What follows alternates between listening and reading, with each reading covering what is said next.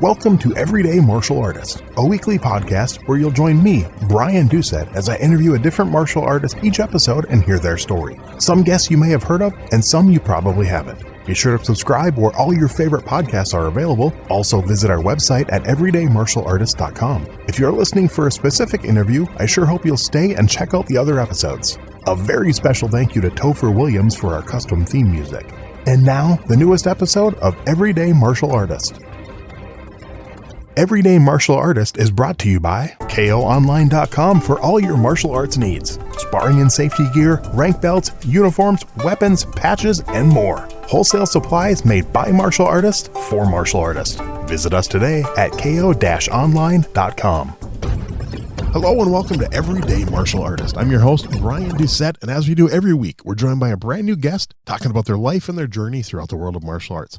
My guest today was born in Birmingham, Alabama, and attended high school in Newark, New Jersey. He was an All-American defensive end and 3-year letterman at the University of Iowa, and was also a 2-time All-Big Ten selection. He was drafted by the New England Patriots in the second round of the 1982 NFL Draft, played 11 seasons in the NFL for the Patriots, was in 5 Pro Bowls, and entered the NFL Hall of Fame in 2008. But wait, this isn't a football podcast, so what are we talking about? Well, my guest also studied martial arts for over 5 decades, holds a 7th degree black belt, and is certified under the Okinawa Karate-Do Association based in Okinawa. Please welcome my guest today, NFL Hall of Famer, Mr. Andre Tippett. How are you doing today, sir? I'm fine, Brian. Thank you for having me. Well, thank you. It's an honor to have you on the show, and I'm probably the first person to ever interview you that actually knows little to nothing about football. So I hate to admit I'm not a fan. I've been to like one game in my life. So okay, that's all right. Yeah. All right. It's funny. I've never. I'm always talking football. I've been interviewed karate publications a few times, but this is it's first podcast about karate. Nice. I love talking about football, but karate has been one of those passions that I have been involved with for a very, very, very long time. Awesome.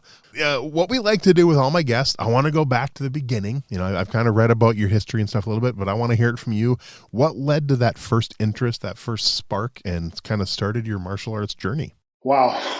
Well, obviously, I always tell people, growing up in Newark, New Jersey, it's a different environment. And for me, just like anything else, I wanted to learn how to protect myself. Being the oldest in the family, I was the oldest of 6.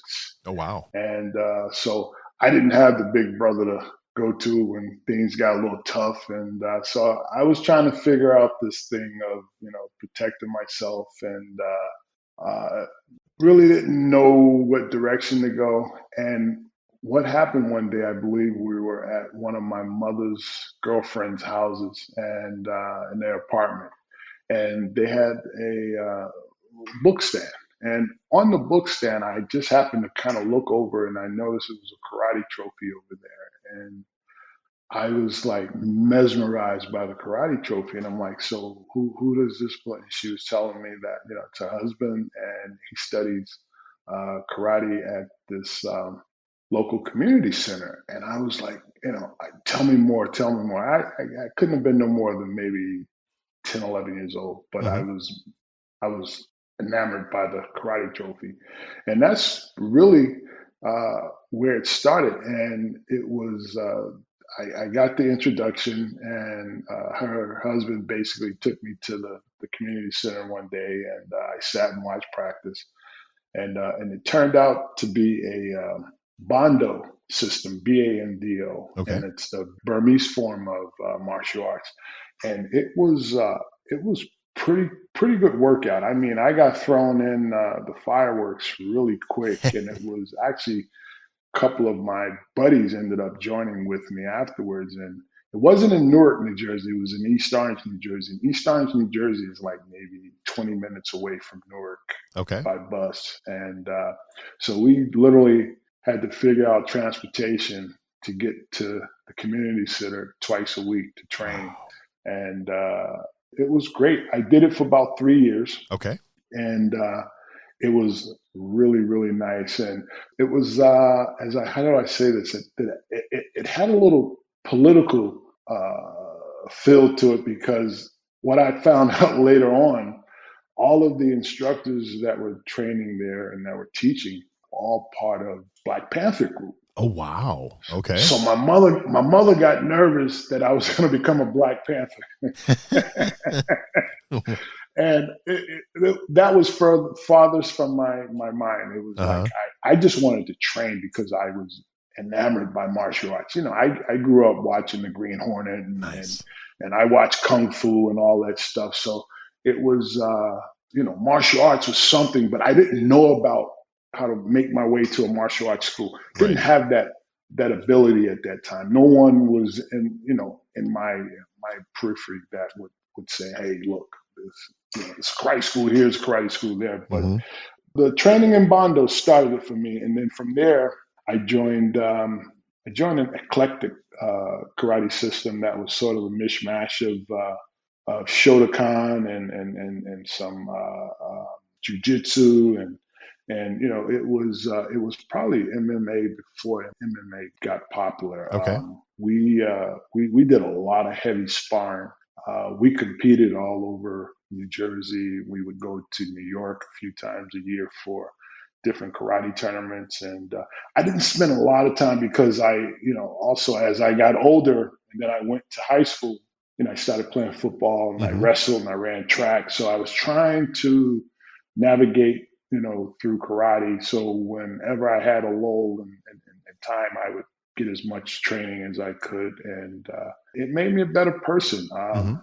It was interesting that you see my sophomore year in high school, I tested for Shodan, Oh, wow. Okay. and my senior year, just before my senior in high school, I got my Nidan, Wow. Okay. and so off to the University of Iowa. I Mhm. got there. It was heavily recruited. I had to do a year at junior college at Ellsworth Community College, Okay. and got my grades right, and then finally was able to transfer and take advantage of the scholarship that was still out on the table for me. And the gentleman that recruited me at Iowa, Bernie Wyatt, knew that I had a strong liking to martial arts, and I had a martial arts background. Mhm. So he introduced me to the University of Iowa Shorin-Ryu group, Nice. and it was these guys were deep. They were 50 people deep Wow. every class, and it was, I won't say it was like a cult, but it felt like it was like these guys were like robots. They would all change into their gis in the locker room, and so we trained in the field house in Iowa City. Mhm. And the field house, you had to see the field house. It was probably 6, 7 stories high, and so you had to run those steps. So these guys would literally run the steps all the way up until the workout room that we trained in. So Mhm.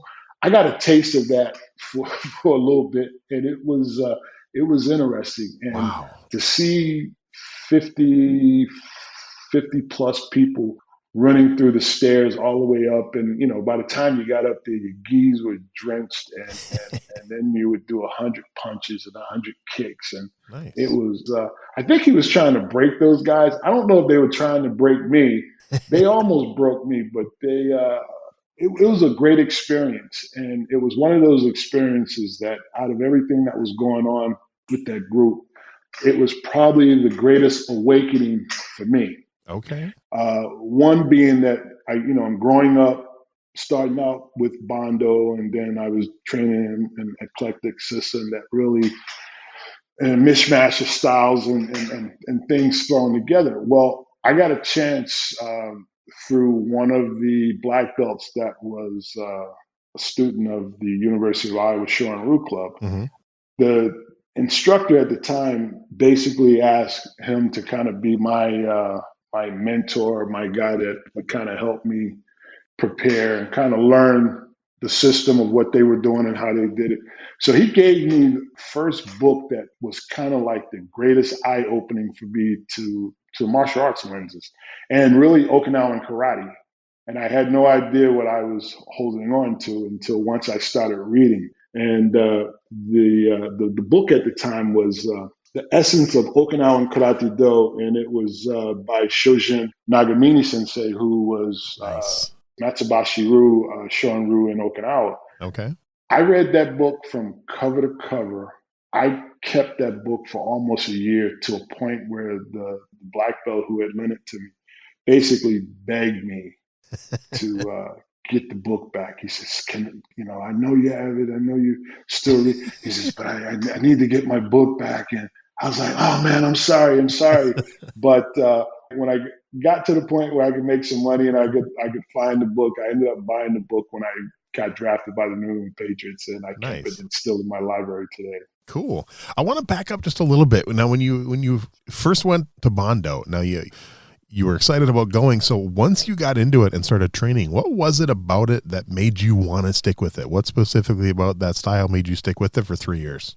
Well, as young kids, it's one, the sparring Mm-hmm. first of all, because you're kind of standing there, sitting on the floor, watching, two guys sparring. It's like, oh man, I don't know if I'm really ready for that.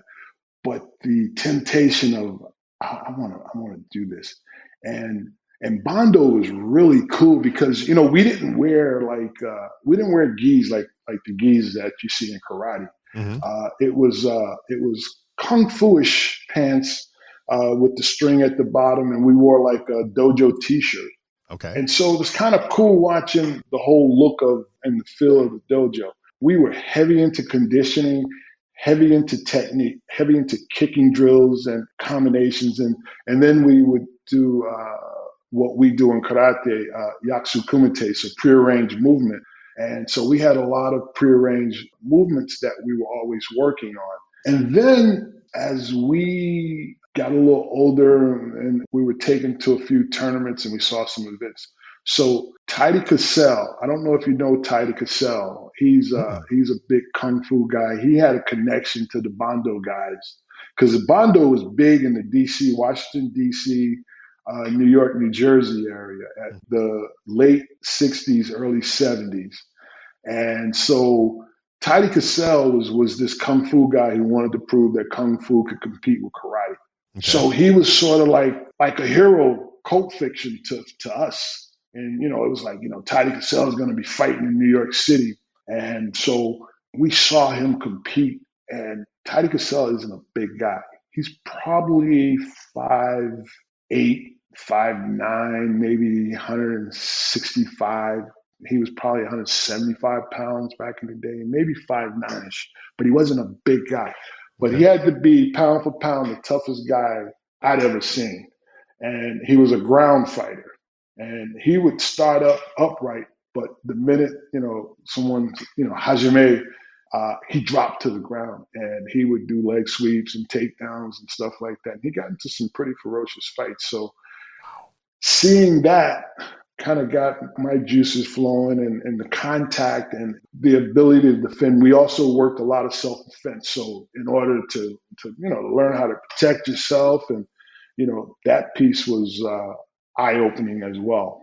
Okay. Wow. And you had mentioned, when you talked about getting into your next style, you mentioned competition.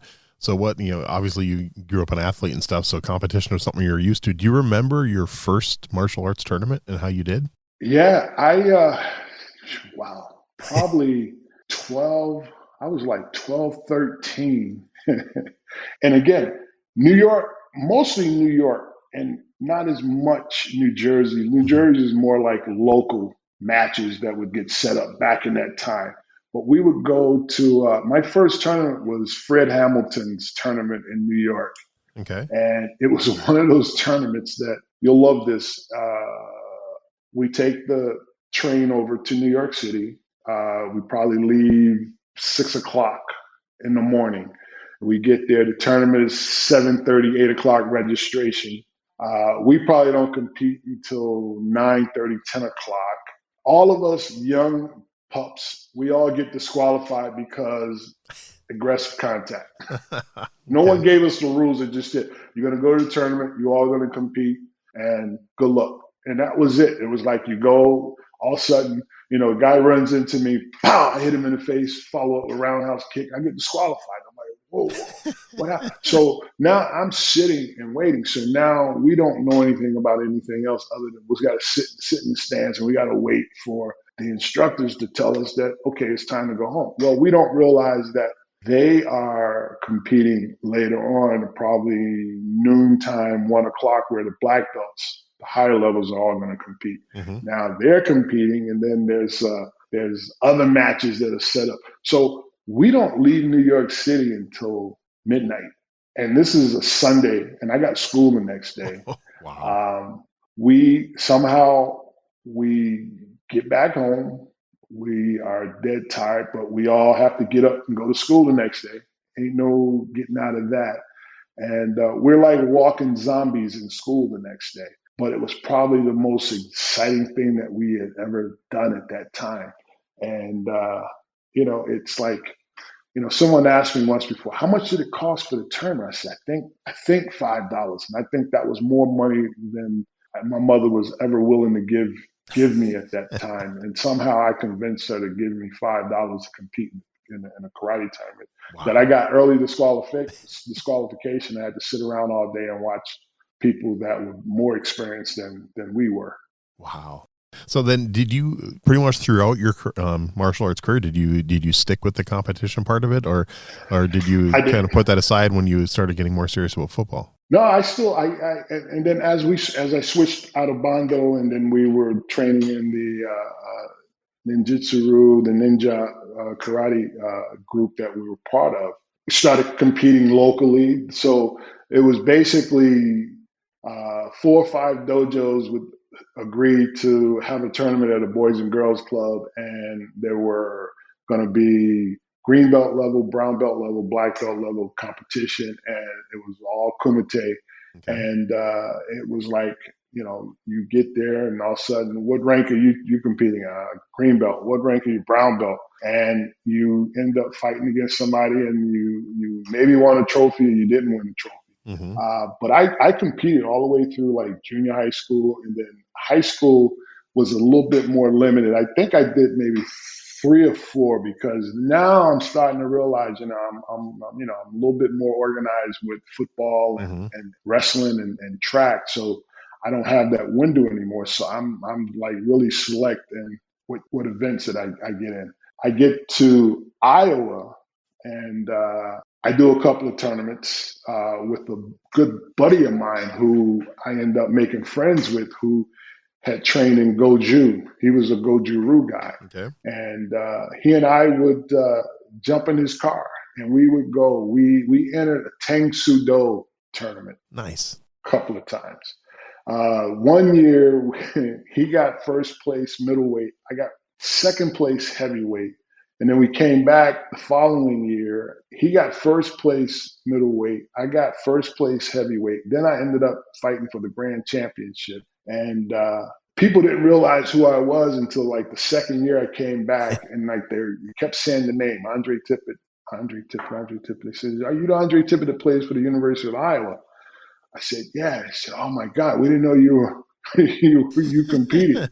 And I had the itch to compete. And my buddy and I were, we were training a little bit together, and we were like, let's do this. And we did. This was probably 1977, 78. Okay. 79, probably that I won. Or maybe 80. I'm sorry. At that point, had the safety gear started becoming part of tournaments yet, or not quite yet? I know that was sometime in the late 70s. Not quite, because I didn't wear. It was me and my buddy talked about that a long time ago. I don't remember wearing any safety foot. I knew Jun-Ri was coming out. Macho had some stuff coming later on, but I didn't have any safety gear on at that time. Okay. And so I think I may have had wristbands, ace bandages wrapped around my hands, trying to intimidate people. Nice. So then, now you did the Shorin-Ryu all through college? I did Shorin-Ryu, trained with those guys for about 3 years. Okay. And then, 1982, I get drafted by the England Patriots. So then, were you able to keep training then once you played professional football, or at least as much as you wanted to? Were you able to? Yeah. Well, when I got to the Patriots, I was 1982. After I found a place to live, Secondly, I was looking for a place to train, believe it or not, in the off season. And I went through the yellow pages, just like most people do. Nice. And I was all in Boston. I lived on the South Shore at the time. So I'm in Boston. I'm in Cambridge.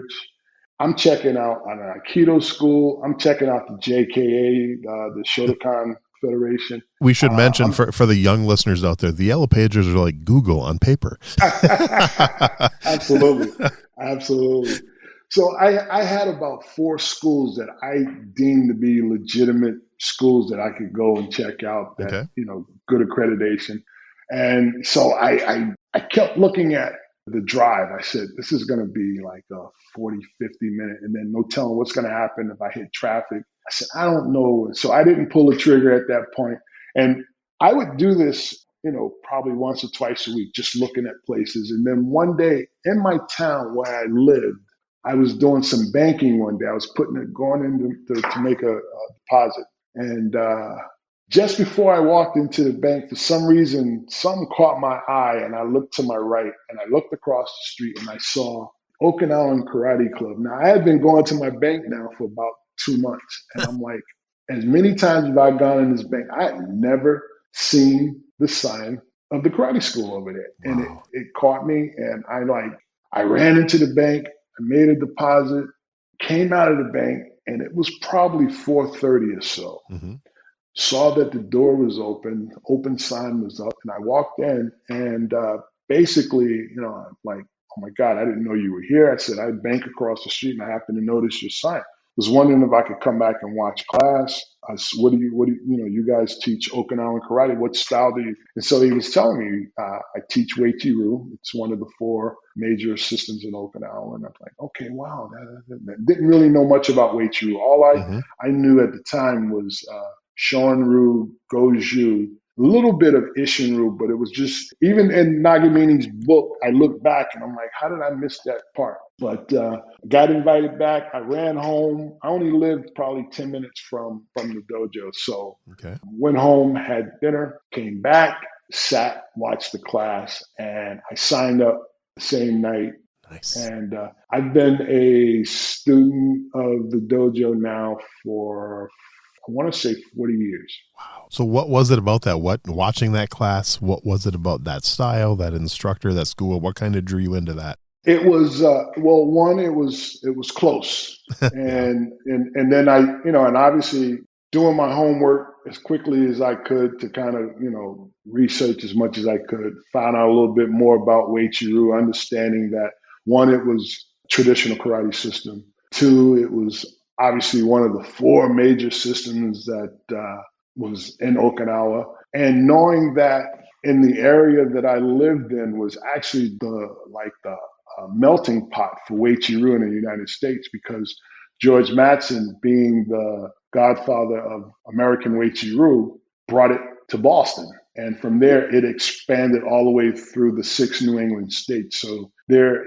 he left his mark everywhere in New England. And it just so happens that, this was the hotbed for Uechi-Ryu. I enjoyed watching the workout. It was sort of that kind of seeing everything for what it's worth. When we talk about a complete package of martial arts training, so you're talking about your Kihon and Kata and Bankai and Yakusu Kumite and Ju Kumite.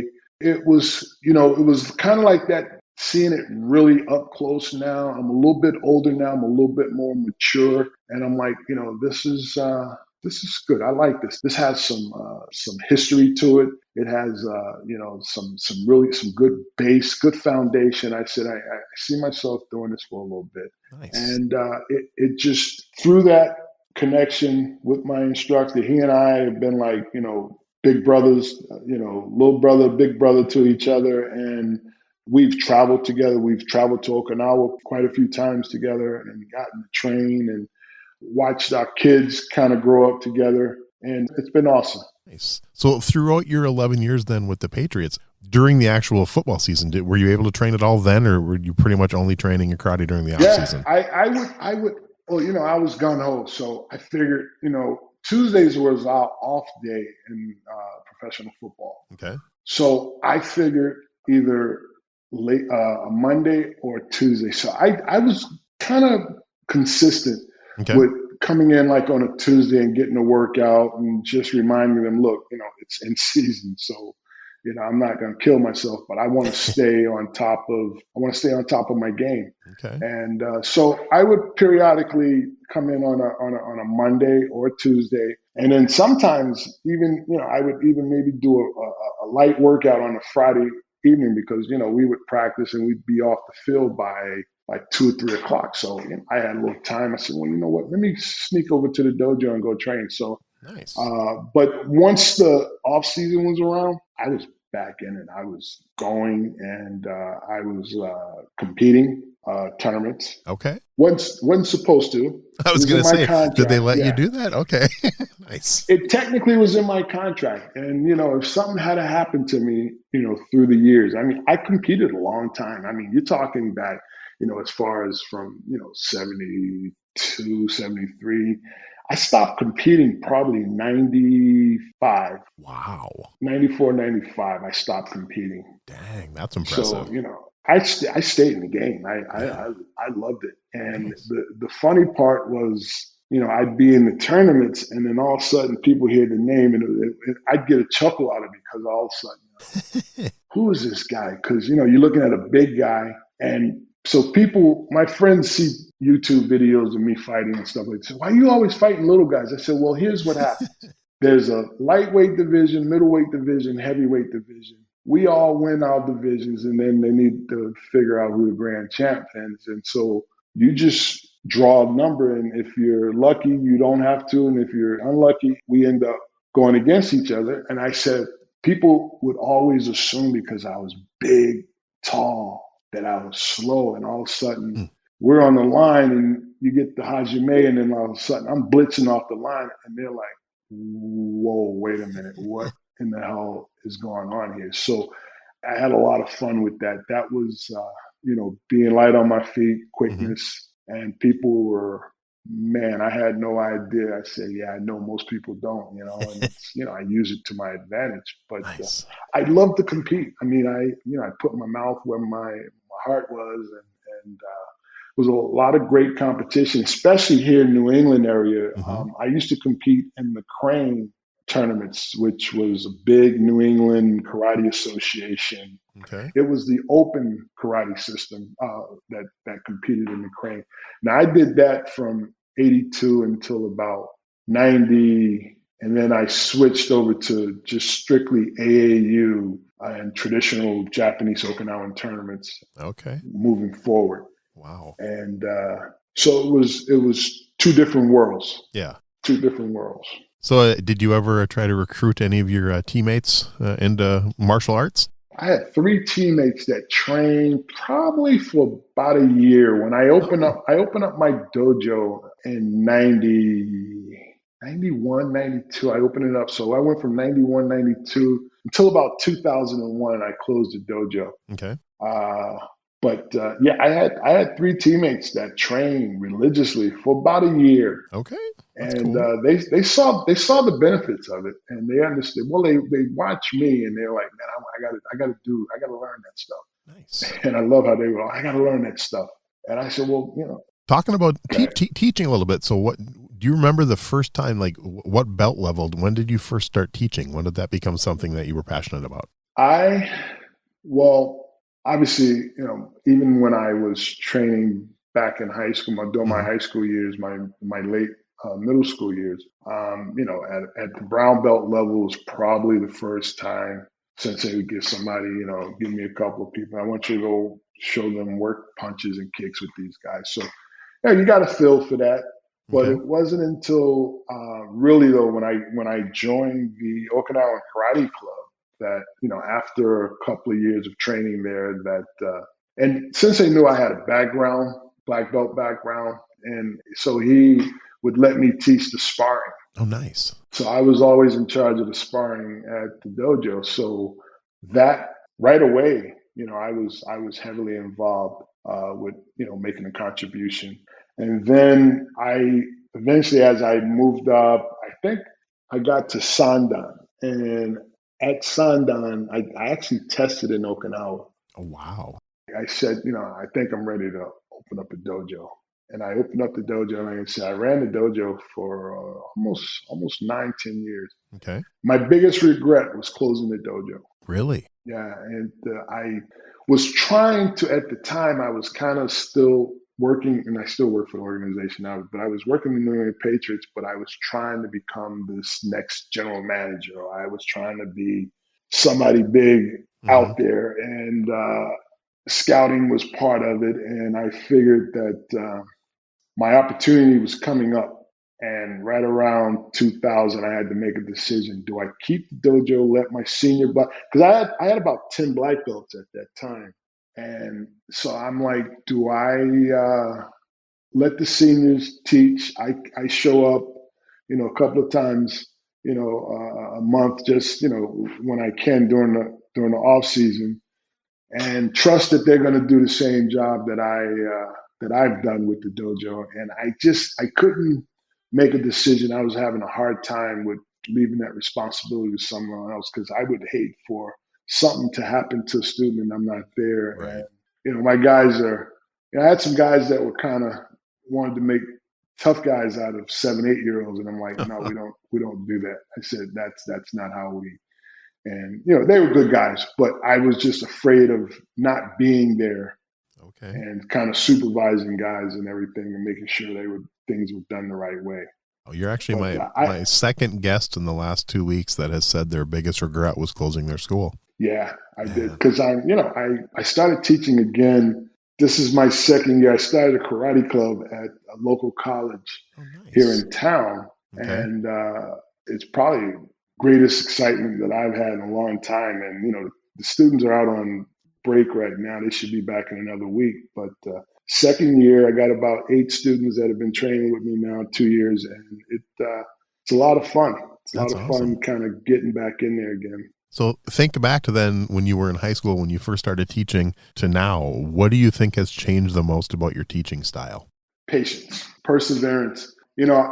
I tell the students all the time, I said, I will repeat a correction to you 50 times if I have to, because I'm figuring by demonstrating and showing you, and you're still not picking it up, either the communication, something is getting lost in between. But I've learned to be even more patient and understanding with the students, because, we think that, you sit there, you drill them, you show it.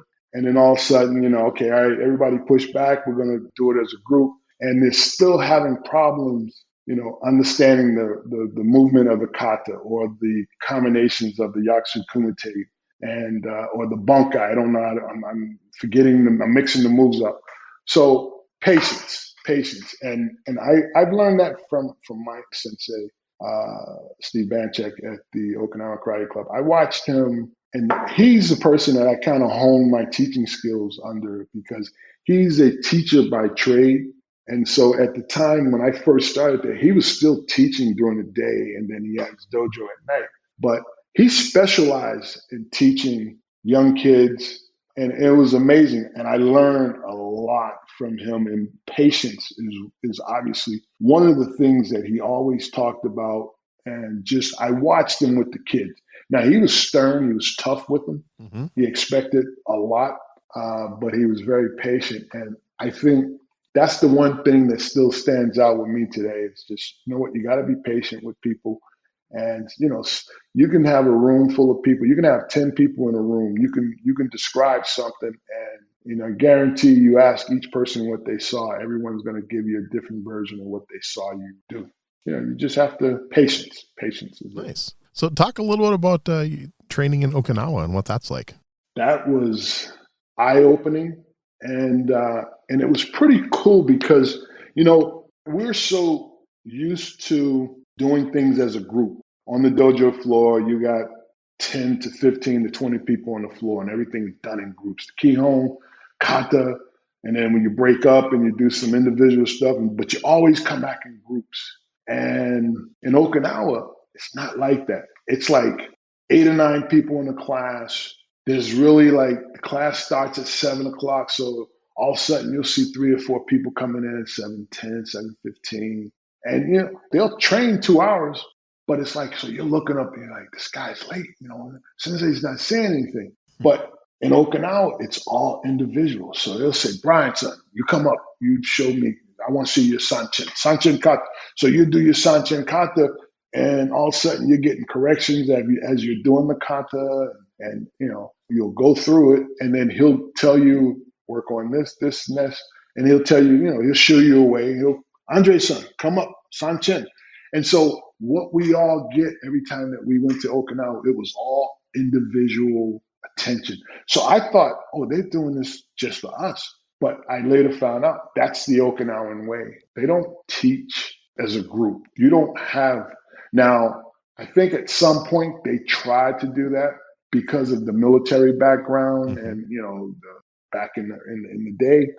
But for them, they find out that you get more out of the individual instruction, and you also get to find out who's self-motivated, who's listening, who understands what's going on, and you can figure out who's going to advance the quickest and different things like that. Because it's funny, you're so used to jumping into a group of 15 to 20 people, and everybody's being pushed by each other. But now it's like, I'm doing the kata, I've got some corrections, so now I got to go look in the mirror and work on my Waiuki block, my circle block, or I got to go work on my kick, or I got to work on my timing on a combination move that I need to be better. And you do it, and that's what you're doing. So Sensei is running through everybody's kata, and he does, you do 3 katas each time. There's only 8 katas in our system. Mm-hmm. So it's 3 sanchin, one at a time, and then he may ask you to do one of the other intermediate, and then they may do the first black belt kata, which is Seisan. And then if you happen to be on a more advanced kata, you'll be invited to do those. But it's like, before you know it, you're looking up at the clock. You got there at 7 o'clock, 6:30, and it's almost 9:45. And you're like, where the hell did time go? Nice. But you've been in there. You've been hitting the Makawara. You've been working with the kami jars for strengthening of the wrist and the lats and different things like that. So there's so much going on, but you're kind of looking there and you're looking lost for the first couple of nights, because it's like, it's untypical of what you're used to. But that was my first trip, and it was pretty cool. But I tell people, when I went there for the very first time, it opened my eyes to greatness. Basically, it made my karate better. Okay. Because I had individual attention. I got a chance, because of our relationship with so many great instructors over there. We were able to go to different dojos and train. So, you go to 5, we were able to go to 4 or 5 different dojos. Wow. And they were all different, but similar. Mm-hmm. And it was intense because you had to show every time you stepped up, because you couldn't hide in the group. That's the other nice piece about being on the floor with the group. You could kind of hide, kind of not go so hard on this time. Okay, mm-hmm. I'm going to wait till the second Niban. Second time we do kata, I'll go a little harder. But when you're in Okinawa and you're doing individual kata, it's like can't do that. You got to put 100% effort. So I'm there 15 days, and I come back, and it's like my karate is so different. I actually come back during the springtime, so I'm able to go to an AAU event, or you're going to go to a national championship, or go out to Ozawa's big tournament out in Vegas, and all of a sudden I'm presenting kata, and I got my friends that are like, "Man, dude, you look different, man. Where you been?" I said, "Man, I just got back from Okinawa." Like, oh my God. And even my teammates took note of the difference, because I had spent like a month in Okinawa. Wow. A few times, and to be there for a month, clean eating.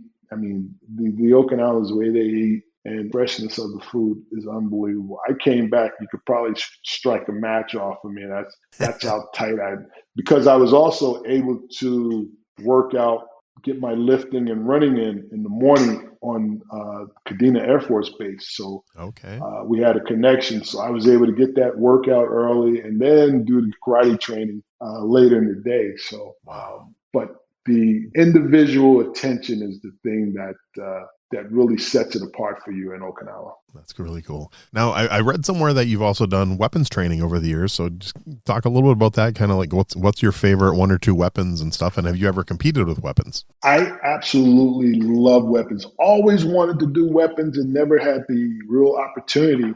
And because of my connection or the trips out west, because Ozawa Sensei used to do a big international karate Kobudo championship. And so you had who's who of Japanese, Okinawan, Kobudo, West Coast, East Coast, people from different parts of the world that were coming.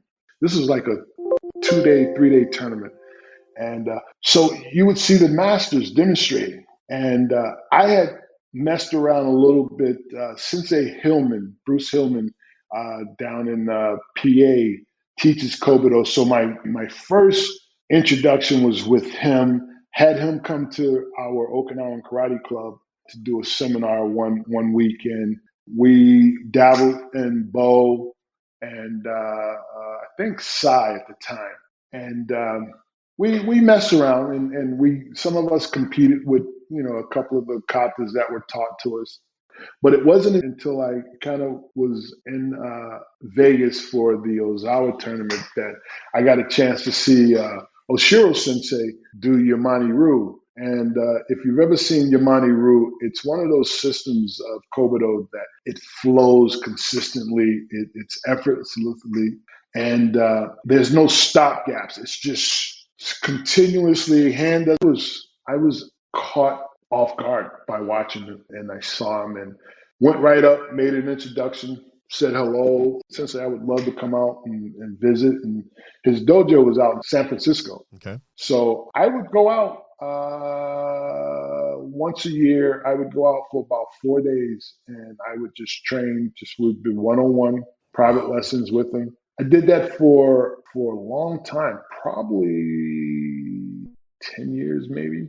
Wow. So at some point, Sensei was big. He had a lot of following. He would travel a lot. He'd do a lot of gashukus. And Sensei was telling me, he says, Andre-san, you fly way out to San Diego. He's talking to me. He says, you come way out to San Francisco. He says, maybe you think about training with Nishimi Sensei, who's in Cincinnati. And I'm looking, I'm like, I kind of felt like he was kicking me out of the dojo. I'm like, Sensei, is there a problem? I said, I don't mind flying out. I kind of love getting on the airplane and come out and train with you. But he kind of was, like, hey, I know it's a lot for you to travel, come out here like that. But I kept it in the back of my head. And then at some point, Nishimi Sensei and I ran into each other, and we talked, and he had trained. He was teaching in Connecticut at one point for a weekend seminar at one of my buddies' dojos, and I came up for it. And before you know it, Sensei said, why don't you come out to Cincinnati and visit sometime? And I ended up going out there and seeing him again. And the next thing you know, I've now, been with him now, probably training with Sensei now, maybe 8 years. Oh, wow. Very cool. So I love Bo. I love Sai. Okay. Uechi-Ryu, mostly the Uechi-Ryu systems in Okinawa are strictly Bo. Okay.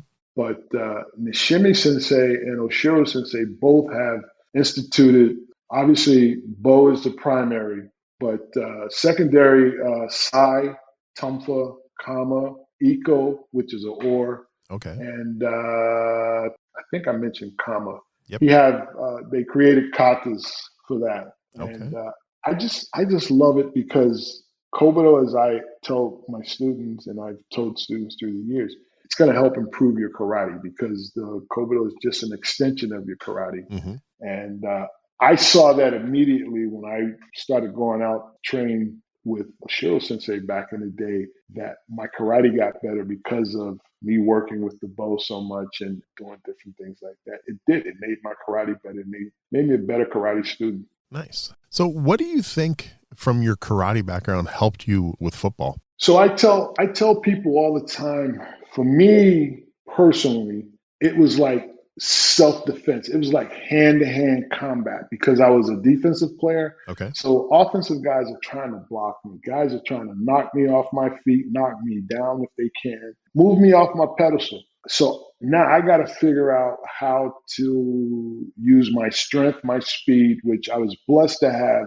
the strength and the speed that I did just naturally. And then to have the ability to understand and know how to manipulate and use people's body leverage and how to deflect people's hands and different things. So what I was doing was basically looking at it like a fight, guys trying to, tag me. So I'm going to get his hands off of me and I'm going to use leverage, and all of a sudden I'm going to swing him one way and I'm going to go the other way.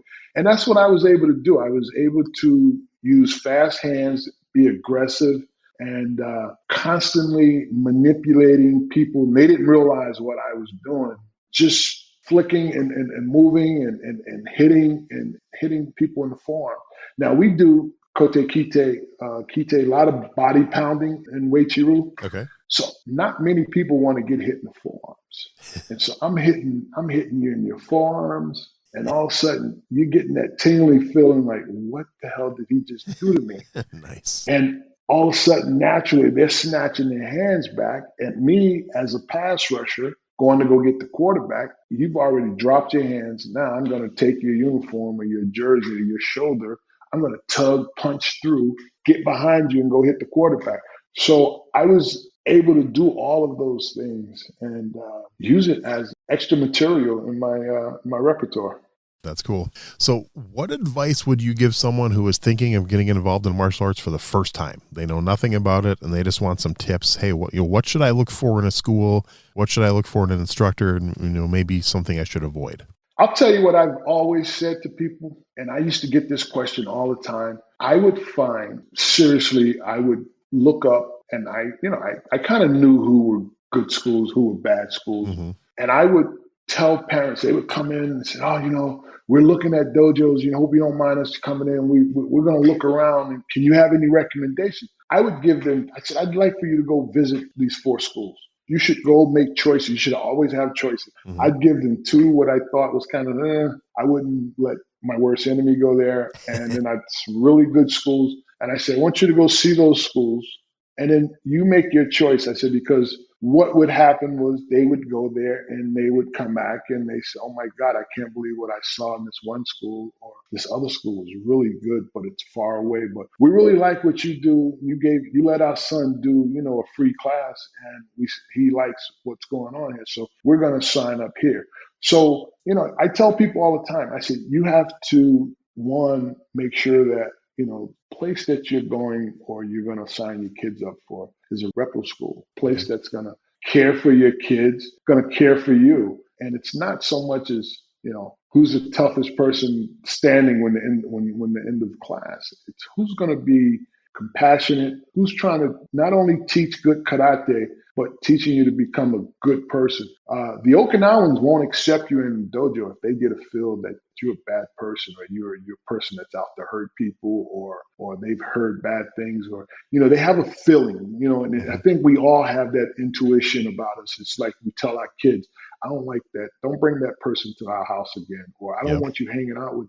And I think it's the same way, but they guard their karate in that way that, if a person is a bad person, they won't accept you in the dojo. They won't train with you. They'll make up a reason why you can't come.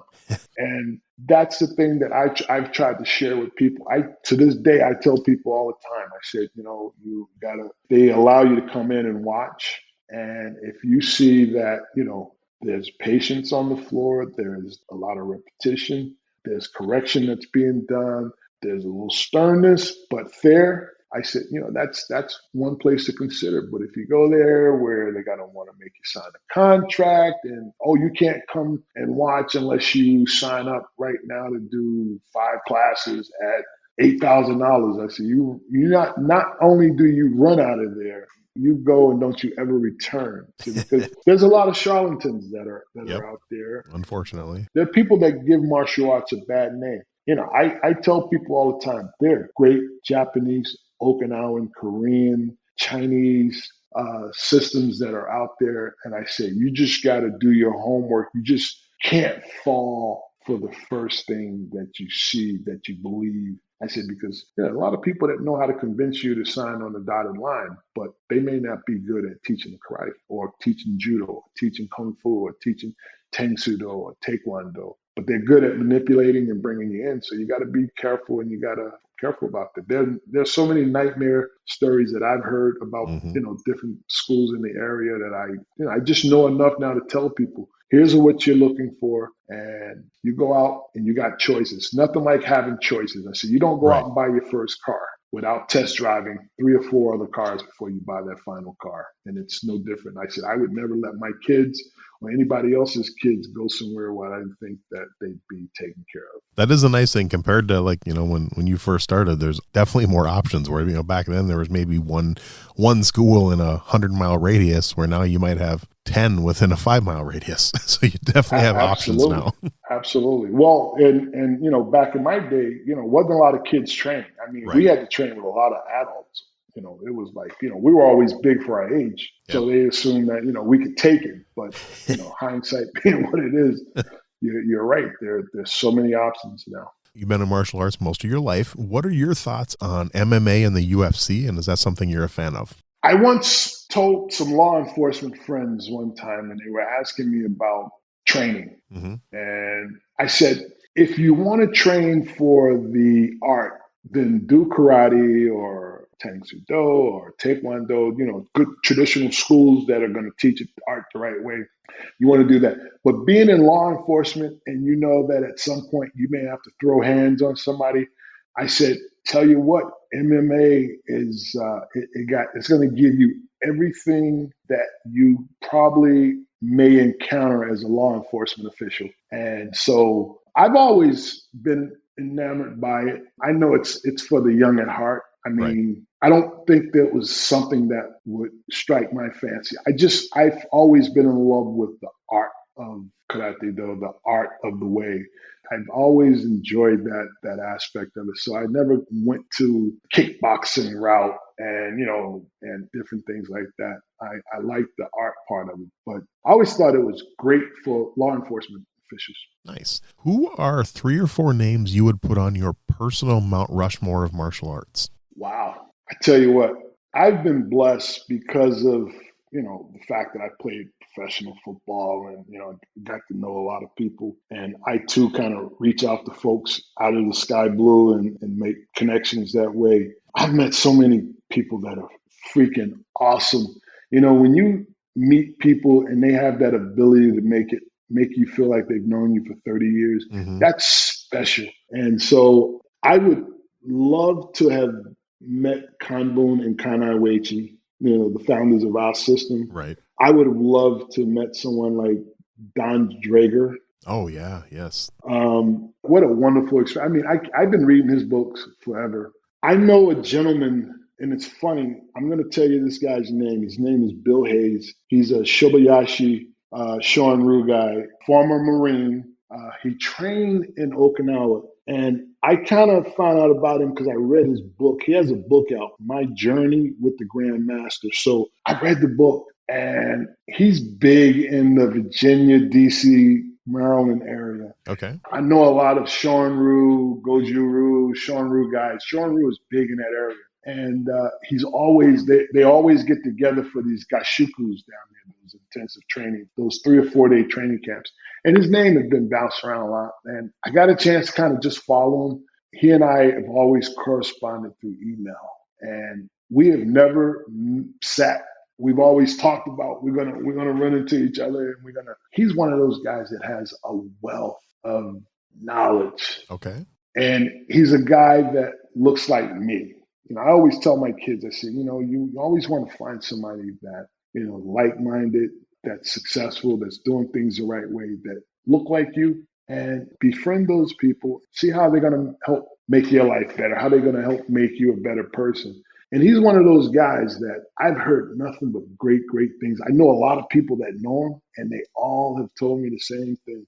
So that would be a guy that would be on my Mount Rushmore. I know I've been so blessed to meet great people. We have someone in our karate system that I just adore, a guy, Sensei Thompson. big Uechi-Ryu guy out of Kalamazoo, Michigan. He's a former Army Ranger.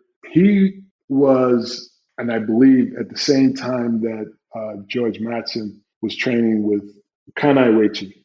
And I think Sensei stayed in Kanai Uechi's dojo like 10 years. Okay. And I mean, that experience alone, and I've had him at my dojo teaching the seminar, and he and I have been together quite a few times, quiet, but he's the kind of guy that you could get like 4 of his former Ranger buddies and they could cripple a state. Nice. They could do half of a region. That's how sharp and smart and dangerous they are, but he's the nicest gentleman in the world. Okay. And so, I know Sensei Thompson, but I throw him up there anyway. Okay. You mentioned Don Drager, and I interviewed Sensei Fumio Demura, and he talked about Don Drager too. Oh, it's amazing. I mean, to see his work, and I like reading stuff like that, and then to hear, he basically learned how to speak the language. He trained in their dojos. He got promoted by the Japanese, which is probably hard, especially during that time that they don't want to give foreigners that type of rank or that acknowledgement at the time. So for him to have earned that respect, to earn the rank and join organizations that are not normally open to him for invitation, and he was able to be part of some pretty good movements there, and he just struck me as someone that would be really cool to kind of listen to and have a conversation with. Definitely. So in all your years of martial arts, is there 1 or 2 philosophies that you've learned that are just super important to you? They're the top of your list. You keep coming back to them. I have 2 things that I use, and it's funny. They can go football or karate. Okay. One is Shoshin. I always say Shoshin I said, remember Shoshin. Shoshin means a beginner's mind. What I mean behind that is it's easy for the mind to become closed to new ideas. So I would tell, the white belts or the black belts that once were white belts, don't forget where you came from, and you keep this beginner mentality of a beginner's mind.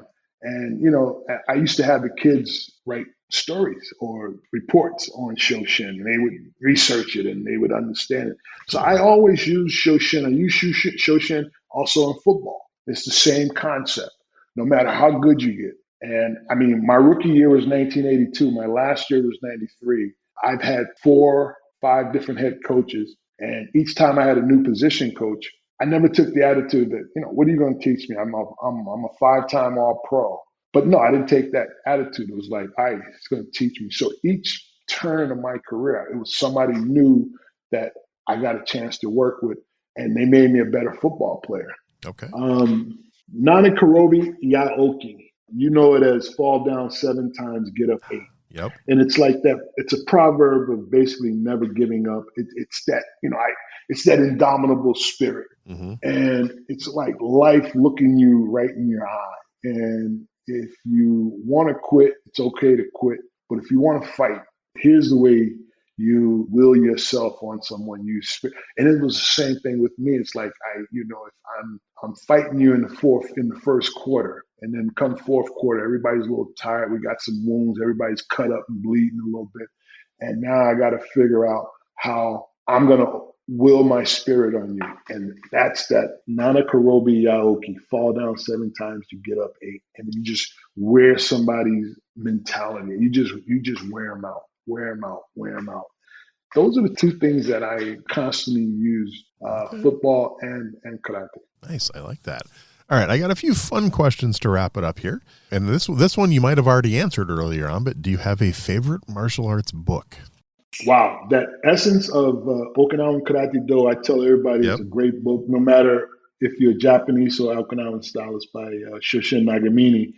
My other book that I got back in the day was Living the Martial Way. And that basically was like the do's and don'ts of karate. Okay. And it was cool. I came across it because I used to go to the bookstores back in the day when, before Amazon.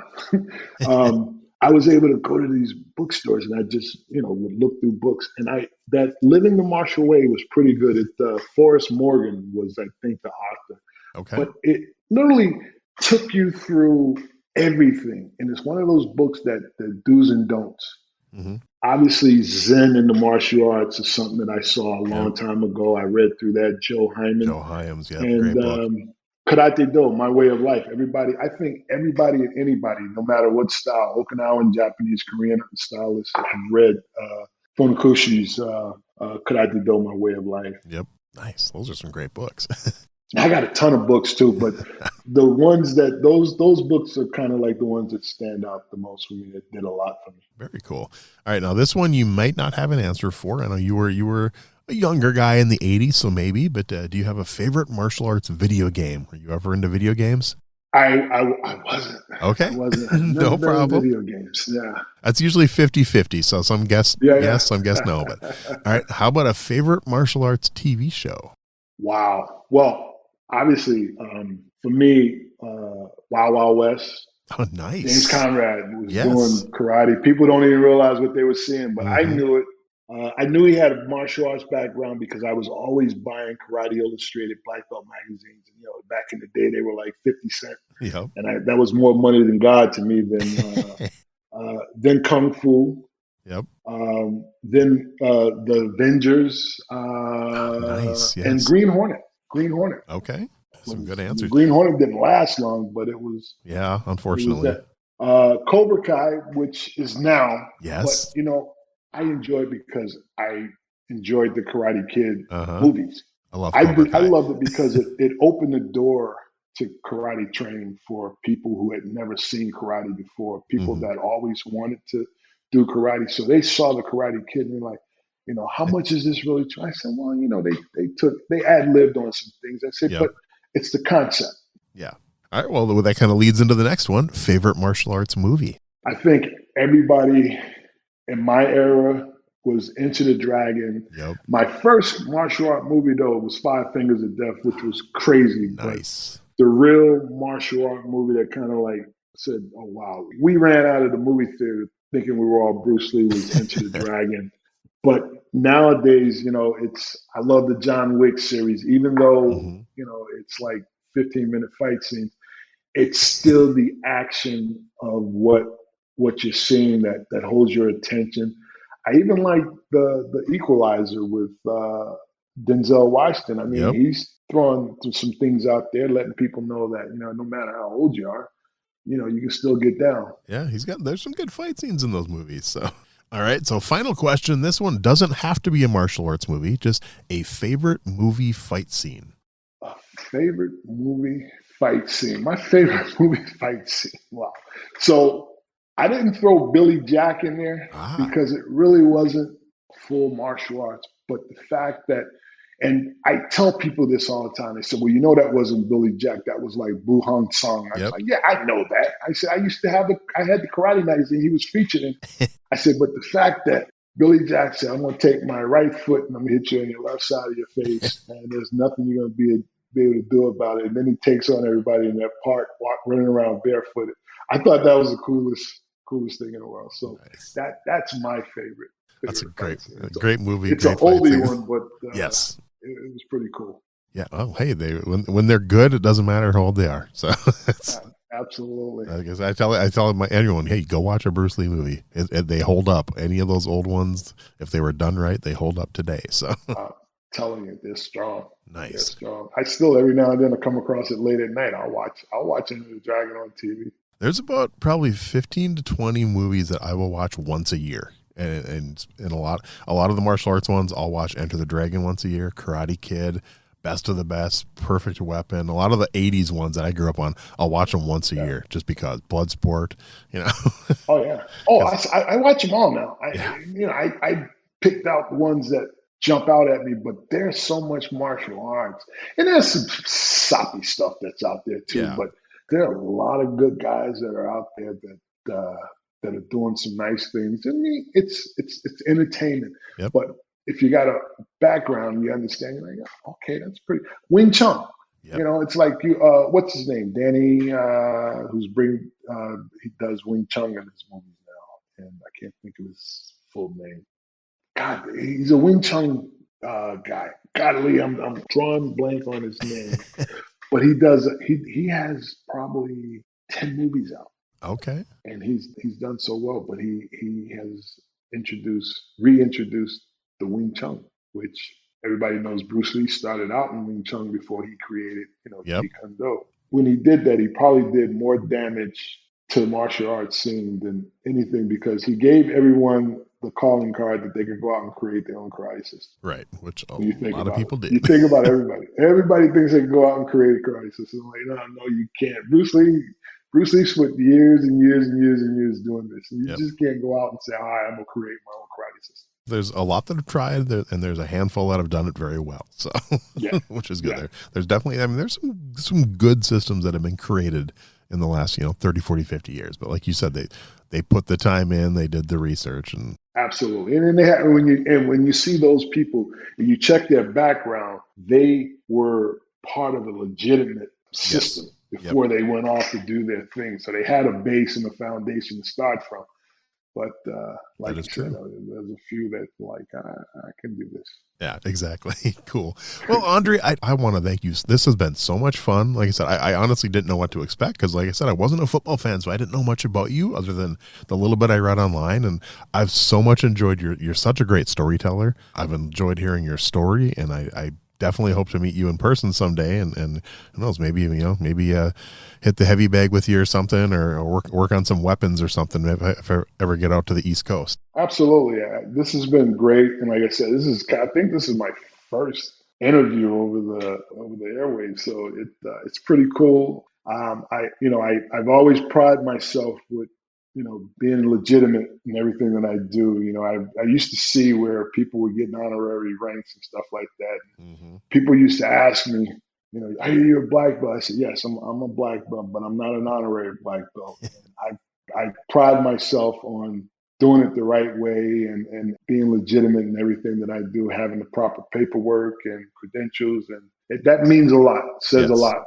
And the people who matter are the ones that respect that. Like you said, it's about the art. That's the important part. I mean, absolutely. I've had my instructor tell people, hey, if you want a belt, I'll give you one. But if you actually want to earn one, you got to earn it.